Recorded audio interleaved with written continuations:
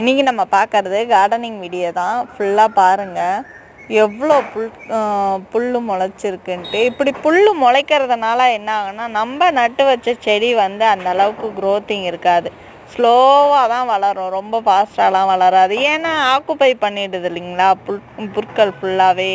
ஏன்னா அது வேர் வந்து ஃபுல்லாக ஃபாஸ்ட்டாக வளரும். அதனால் கொஞ்சம் கொஞ்சமாக இருக்கும்போதே அதை பிடுங்கி ஃபுல்லாக கொஞ்சம் கார்டனிங் பண்ணுறதுக்கு கூப்பிட்டாங்கனாக்கா நல்லா நீட்டாக பண்ணி கொடுத்துட்டு வந்துடலாம்.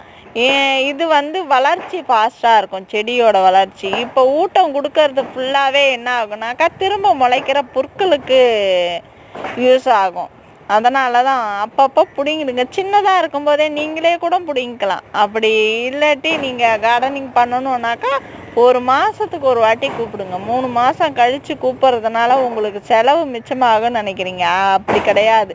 இந்த புற்கள் நல்லா வளர்ந்து உங்களுக்கு வந்து விதைங்க திரும்ப விழுந்து சீக்கிரம் முளைக்க ஆரம்பிக்கும். பிடிச்சிருந்தா லைக் பண்ணுங்கள், ஷேர்